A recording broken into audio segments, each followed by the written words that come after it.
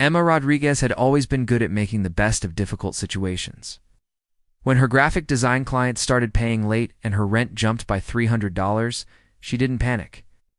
Instead, she created a profile on Homestay Connect, a platform for hosting international visitors. Her one-bedroom apartment in Portland's Arts District wasn't huge, but the pull-out couch was comfortable, and she figured having some company might be nice for a change. The application process seemed thorough enough. Background checks, references, detailed questionnaires about lifestyle compatibility. Emma spent an evening filling out forms, describing herself as a creative professional who enjoys quiet evenings, weekend hiking, and trying new restaurants.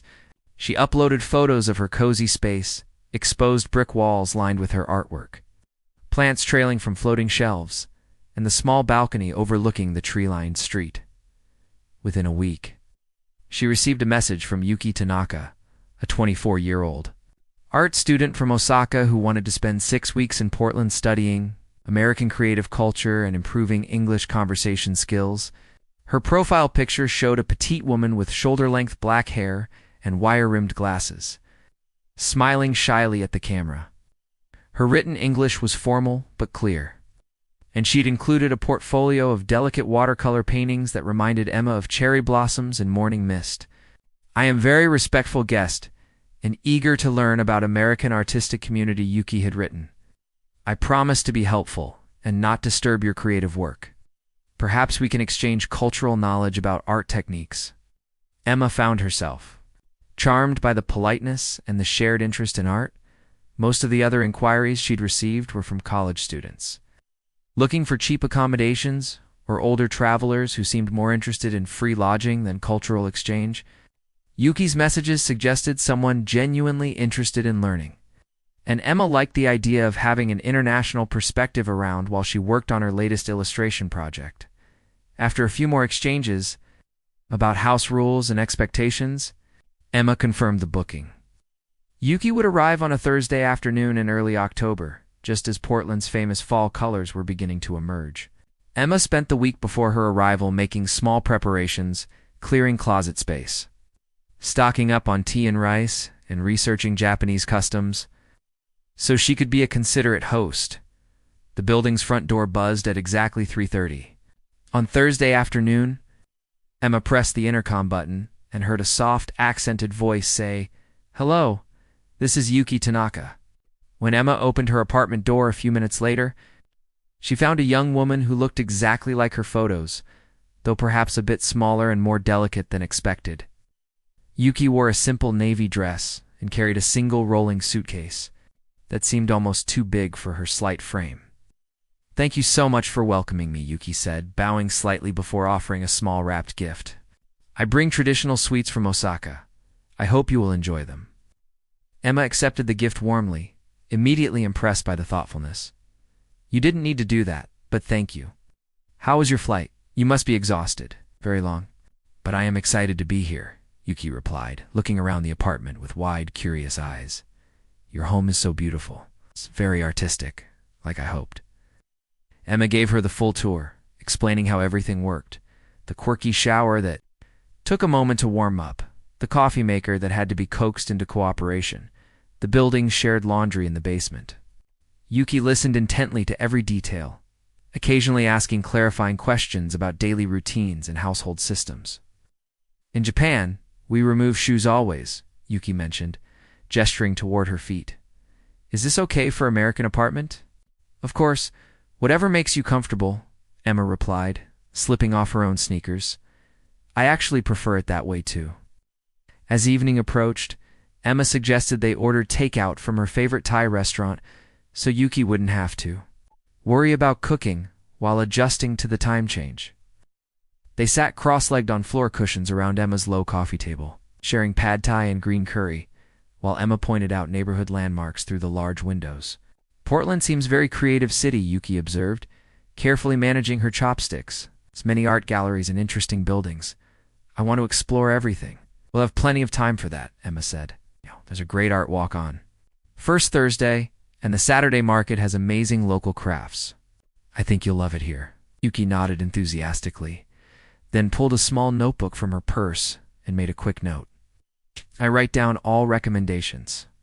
I want to experience authentic American creative life. Emma found the note-taking endearing. It reminded her of her own habit of sketching interesting observations throughout the day. As they finished dinner, Yuki asked thoughtful questions about Emma's work process, the local art scene, and even practical things like grocery, shopping, and public transportation. Her curiosity seemed genuine and respectful, exactly what Emma had hoped for in a cultural exchange. I think this is going to work out perfectly, Emma said, as she showed Yuki where the extra blankets were kept. Let me know if you need anything. During the night, tomorrow, we can start planning some adventures around the city. Yuki smiled, that same shy smile from her profile picture. Thank you for being so kind. I am very grateful for this opportunity to learn. As Emma settled into her own bed that night, she reflected on what a pleasant start this had been. Yuki seemed polite, interested, and genuinely excited about experiencing Portland. Emma fell asleep feeling optimistic about the weeks ahead completely. Unaware that her new house guest was still awake in the living room, carefully documenting every detail of their conversation and the apartment layout in her notebook. Taking particular interest in Emma's daily routines and personal habits, the cultural exchange Emma had envisioned was about to become something entirely different, though it would be days before she began to understand just how different it would be. The next morning, Emma woke to the gentle sounds of someone moving around in the kitchen. She padded out in her pajamas and robe to find Yuki preparing what looked like a traditional Japanese breakfast: rice, miso soup, grilled fish, and pickled vegetables arranged in small ceramic bowls. Good morning, Yuki said brightly. I hope you don't mind. I wanted to share my culture and also observe how Americans eat breakfast. This looks amazing, Emma said, genuinely touched. Really didn't have to go to all this trouble. As I ate together, Emma noticed that Yuki seemed to be watching her every movement with intense focus. How she held the chopsticks, what she ate first, even her facial expressions while tasting different flavors. At first, Emma found it flattering. It was nice to have someone so interested in her reactions and opinions. Do all American women eat breakfast sitting down? Yuki asked, making a note in her ever-present notebook. In Japan, sometimes we eat standing for quick meal. It varies, Emma laughed. I usually grab coffee and maybe a granola bar on my way out the door. This is much more civilized. Throughout breakfast, the questions continued. What time did Emma usually wake up? Did she exercise every morning? How did she choose her clothes for work? The inquiries felt thorough but innocent enough, just someone eager to understand a different culture. After breakfast, Emma got ready for a client meeting downtown. As she gathered her portfolio and laptop, Yuki appeared beside her, watching. With the same intense interest as during breakfast, it's American work preparation very organized, Yuki observed, taking notes. You check email 3 times before leaving? Is this normal pattern? Emma paused, laptop halfway into her bag. She hadn't really thought about checking email multiple times, but apparently she did. I guess I'm just making sure I haven't missed anything important. Freelance work makes you paranoid about missing opportunities. Freelance work, Yuki repeated. Writing it down? This means independent businesswoman. Very American concept. As Emma headed for the door, Yuki followed closely behind. Asking about her exact route to the meeting, what bus she would take, and what time she expected to return. The questions felt oddly detailed for casual interest, but Emma attributed it to Yuki wanting to learn about Portland's transportation system. I'll probably be back around 4, Emma said, checking her phone. Feel free to explore the neighborhood if you want. There's a great coffee shop 2 blocks down, and the park is perfect for sketching. I think I will stay here and study your art books, Yuki replied. Learn about American artistic influences. Emma felt pleased that Yuki was interested in her. Collection of art books and portfolios. Help yourself to anything.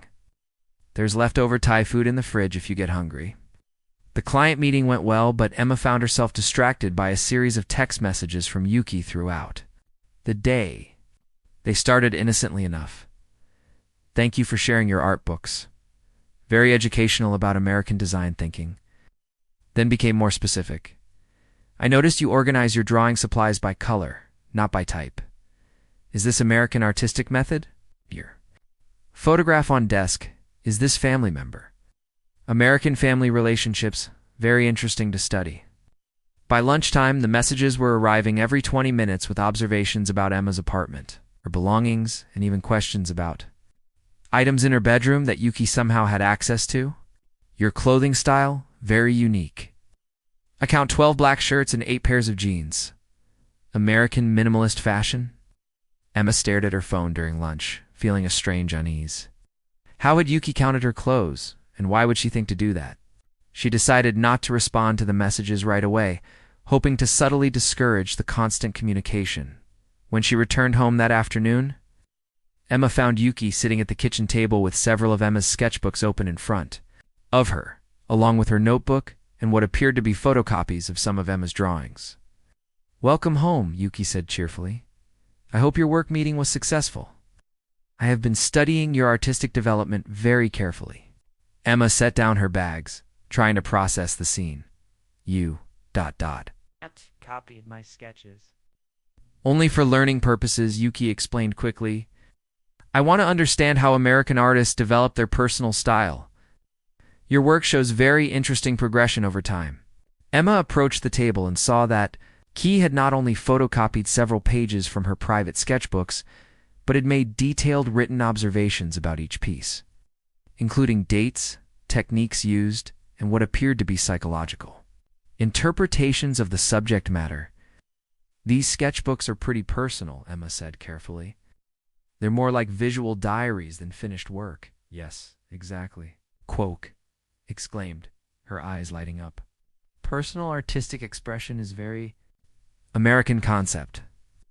In Japan, art more about technique and tradition. Your drawings show individual personality and emotional state. It's very fascinating to study." Emma felt her privacy being dissected like a laboratory specimen, but Yuki's enthusiasm seemed genuine. Maybe this was just a different approach to learning about art and culture. Still, something felt intrusive about having her personal sketches analyzed and documented. "In the future, maybe ask before going through my artwork," Emma suggested gently. "Some of it is pretty private." Of course, Yuki nodded, making a note. American artists value privacy of creative process. Important cultural lesson. That evening, as they prepared dinner together, Emma tried to shift the dynamic by asking Yuki about her own artwork and experiences in Japan. But every answer seemed designed to redirect attention back to Emma's life and habits. "Japanese art, very traditional," Yuki would say. "But I want to learn modern American techniques. How do you choose subjects for drawings? What inspires your color choices? Do American artists always work alone, or do you collaborate?" Even when cooking, Yuki seemed more interested in documenting Emma's methods than sharing her own culinary knowledge. She took photos of how Emma chopped vegetables, made notes about the spices she used, and asked detailed questions about American food preferences and eating schedules. As bedtime approached, Emma began to feel like she was being studied rather than getting to know a friend. Every aspect of her daily routine had been observed, questioned, and documented. While Yuki remained polite and seemingly grateful, Emma couldn't shake the feeling that she was being treated more like a research subject than a host. "Tomorrow, I would like to accompany you on your morning routine," Yuki announced as they said goodnight. "I want to observe authentic American woman's daily preparation process." Emma paused at her bedroom door. "My morning routine is pretty boring. Just shower, coffee, maybe some yoga if I have time." "Perfect," Yuki said, pulling out her notebook. "We'll document typical American self-care practices and time management.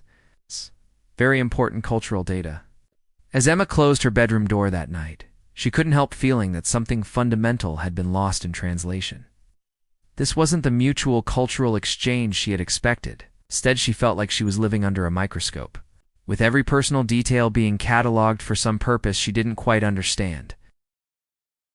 Emma's sleep had become fitful. She found herself waking up several times during the night, listening for sounds in the apartment.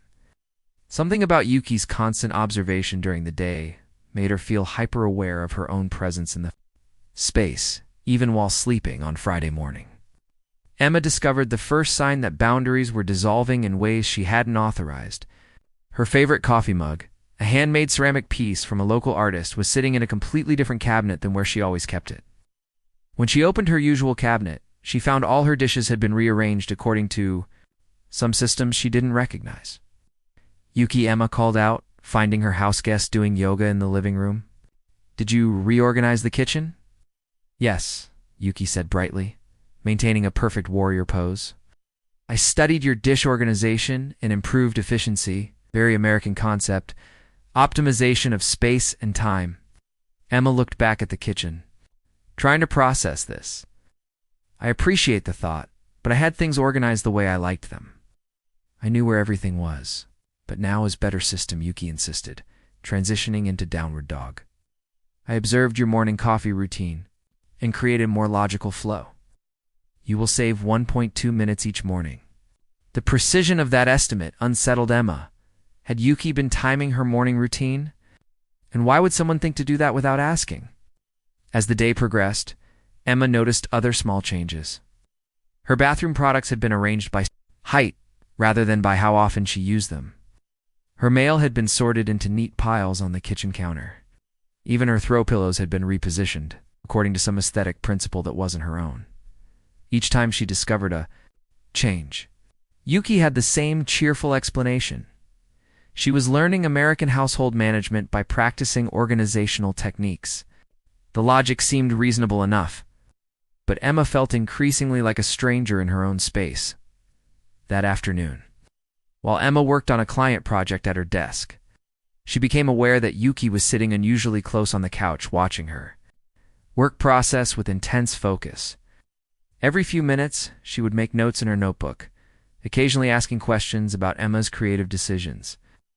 "Why do you save your work every few minutes?" Yuki asked. "Is this American anxiety about losing progress?"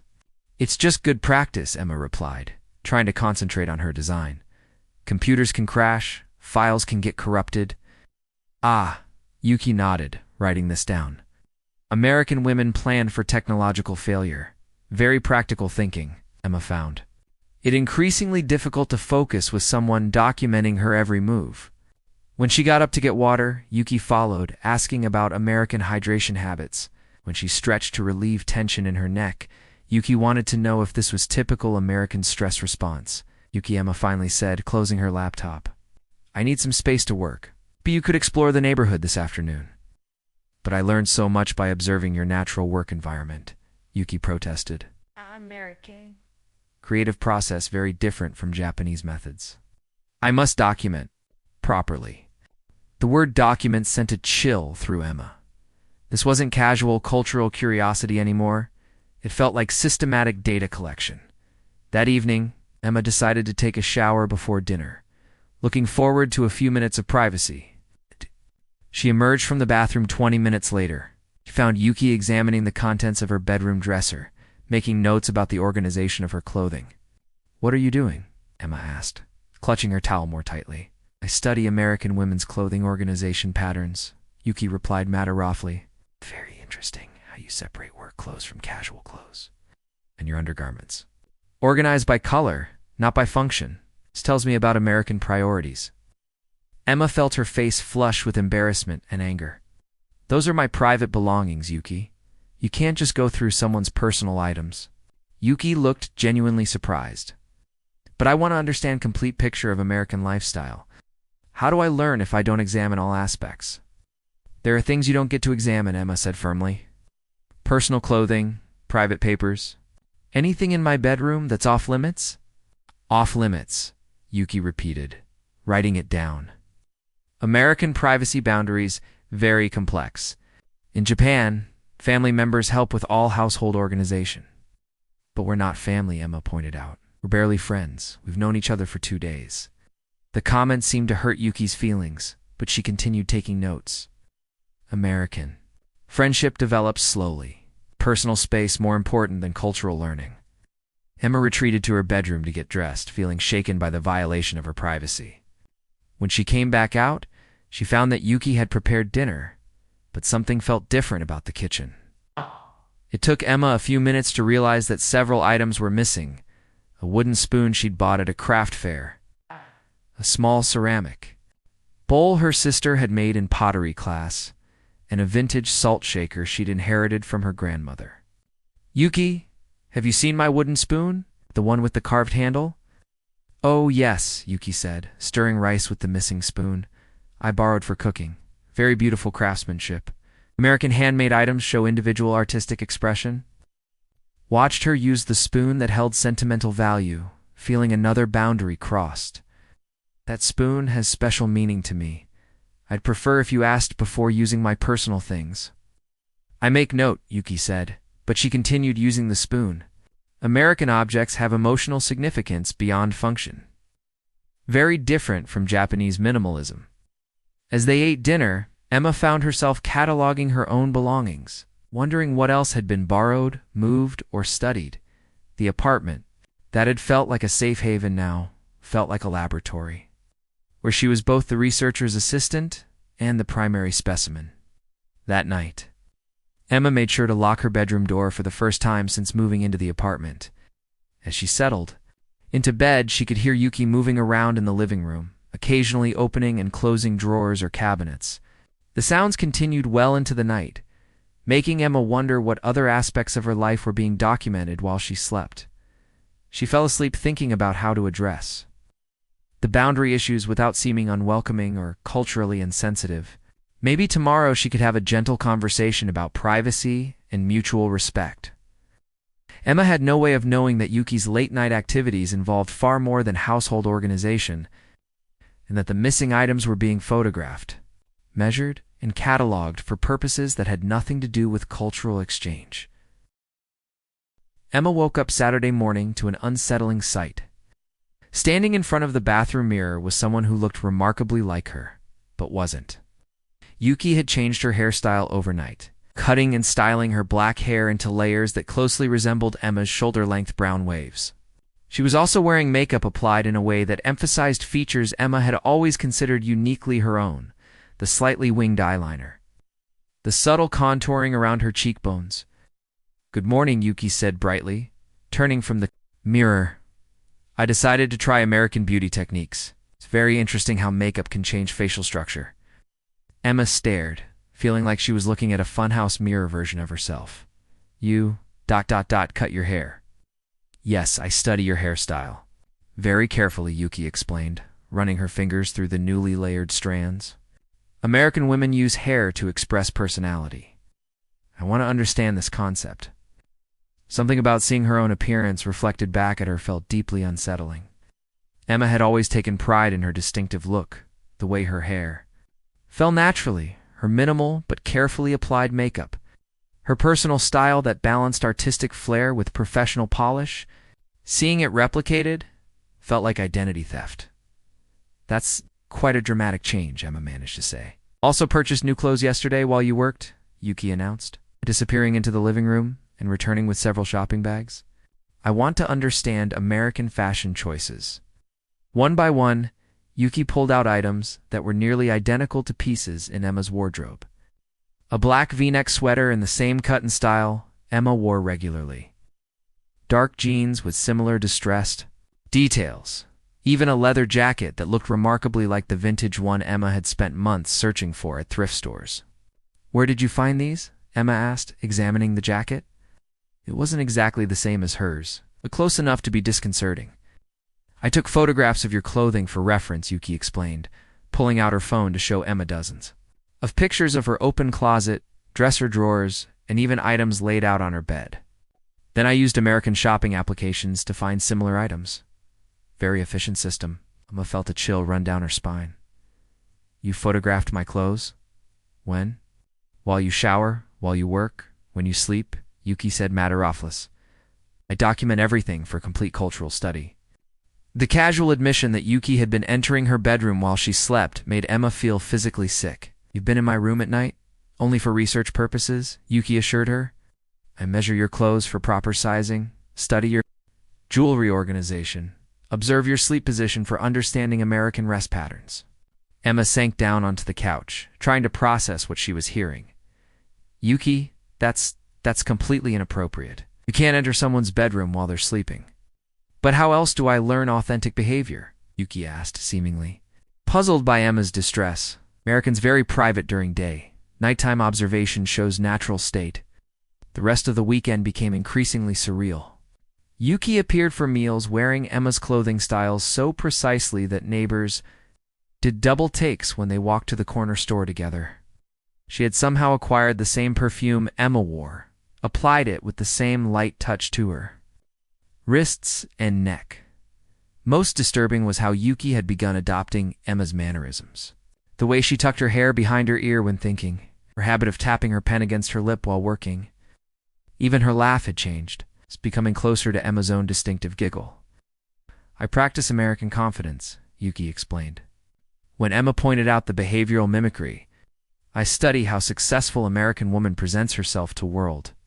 "But you're not studying," Emma protested. "You're copying." "Copying is how we learn," Yuki replied, making another note in her ever-present notebook. "First we imitate, then we understand, then we become." The phrase "then we become" lingered in Emma's mind with ominous implications. Sunday evening brought the most unsettling incident yet. Emma was video calling her sister Rachel, catching up on family news, when Yuki appeared in the background of the call. Rachel immediately did a double take. "Emma, who is that behind you?" "She looks exactly like you." Emma turned to see Yuki standing in the kitchen, wearing Emma's clothes, with her hair styled identically, even mimicking Emma's posture as she leaned against the counter. "That's my house guest, Yuki," Emma said, feeling embarrassed. "She's interested in American culture." "Interested in American culture, or interested in being you?" Rachel asked with concern. "That's seriously creepy, Em. She looks like she's wearing a costume of your life." After ending the call, Emma confronted Yuki directly. "My sister's right. This has gone too far. You're not learning about American culture anymore. You're trying to become me." Yuki looked hurt by the accusation. "I only want to understand what makes American women successful and confident. You are a perfect example." "But I'm not perfect," Emma said. "I'm just me. And you need to be you, not a copy of someone else." "In Japan, I am nothing special," Yuki replied quietly. "Ordinary student, ordinary appearance, ordinary life. But American Emma is artistic, independent, confident. People notice American Emma." Despite feeling compassion for Yuki's apparent insecurities, Emma couldn't shake the feeling that this went beyond cultural learning or personal insecurity. The systematic way Yuki had documented and replicated every aspect of her appearance and behavior felt calculated, almost predatory. That night, Emma barricaded her bedroom door with a chair, no longer trusting that a simple lock would keep Yuki from conducting her nighttime observations. As she fell asleep, she could hear movement in the apartment, drawers opening, papers rustling, and what sounded like someone practicing her voice patterns and speech rhythms. Emma was beginning to realize that, whatever Yuki's true intentions were, they had nothing to do with cultural exchange and everything to do with a level of obsession that was escalating beyond anything she felt equipped to handle alone. Emma had been lying awake for what felt like hours, listening to the subtle sounds of someone moving around her apartment. It was nearly 2 a.m, and she'd given up on sleep around midnight when the quiet footsteps and occasional rustling noises became too persistent to ignore.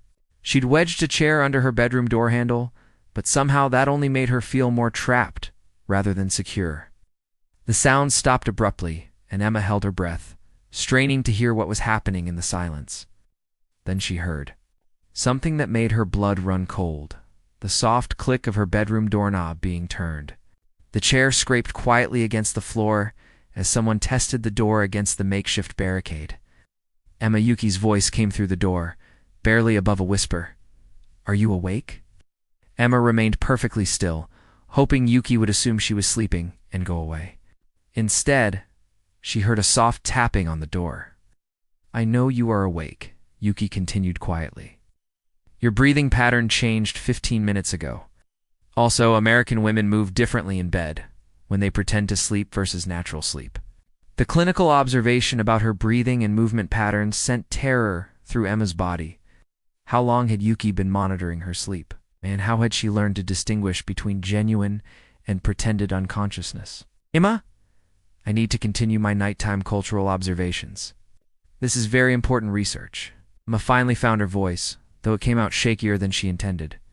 "Yuki, it's 2 a.m. Whatever you need can wait until tomorrow." But nighttime behaviors are most authentic, Yuki explained through the door. During day, Americans perform social roles. At night, true personality emerges. I must document this. You need to go back to your room right now, Emma said more firmly, though her heart was racing. This isn't appropriate, and it's not normal cultural research. There was a long silence. Then the sound of Yuki settling down on the floor outside Emma's door. I will wait here until you are comfortable with observation session. Emma felt panic rising in her chest. Yuki was planning to camp outside her bedroom door until she agreed to be observed. This had moved far beyond cultural curiosity into something that felt genuinely threatening. I'm not going to be comfortable with that, Yuki. Ever. You need to respect my privacy and go back to your own space. Privacy is American illusion, Yuki replied, her voice taking on an odd, lecturing tone. Humans are social creatures meant to be observed and understood. I am trying to help you become a better version of yourself through systematic study. The phrasing was so clinical and detached that Emma wondered if she was really talking to the same polite, enthusiastic art student who had arrived just days earlier. This sounded like someone else entirely. Emma grabbed her phone and quietly typed a text message to her sister Rachel. Something's wrong with my house guest. She's outside my bedroom door at 2 a.m. demanding to observe me sleeping. I'm scared. Rachel's response came immediately. Get out of there now. Come to my place. I'm calling you. When Emma's phone rang, she answered in a whisper. I can't leave right now. She's blocking my door. Then call the police, Rachel said firmly. This isn't normal behavior, Em. This is stalking, or worse. Through the door, Emma heard Yuki react to the phone conversation. Who are you speaking with? Is this typical American crisis response? Very interesting psychological pattern. The fact that Yuki was taking notes on Emma's distress call made Emma realize how far removed from reality her house guest had become. This wasn't someone experiencing cultural confusion. This was someone who viewed Emma as a subject to be studied rather than a person with rights and boundaries. I'm going to hang up and call for help, Emma whispered to Rachel. Yuki's voice came through the door, suddenly urgent. Please do not involve outside authorities. This will complicate my research. I promise I only need few more weeks of data collection, then I can complete my project. Project? Emma's hands shook as she processed this admission. What project? Yuki, what are you really doing here? I study successful American women to understand confidence patterns and social techniques, Yuki explained, as if this were perfectly reasonable. You are a perfect subject, independent, creative, attractive to others. By documenting your complete lifestyle, I can learn to replicate success. Emma felt sick. You're not here for cultural exchange at all, are you? Cultural exchange is an American romantic concept, Yuki replied dismissively. I am here for practical research. American women have freedom and confidence that Japanese women cannot access. I must study this systematically to acquire same traits. The conversation revealed so much about Yuki's true intentions that Emma realized she'd been incredibly naive about the entire situation. This wasn't about friendship or mutual learning. She was being studied like a laboratory animal by someone who viewed her life as data to be collected and replicated. Emma quietly dialed 911, whispering her address and explaining that someone was refusing to leave her alone and had been stalking her in her own home. The dispatcher assured her that officers were on their way and advised her to stay on the line. Through the door, Yuki seemed to sense what was happening. Emma, please reconsider. Police involvement will create problems for both of us. I am not hurting you. I only want to learn.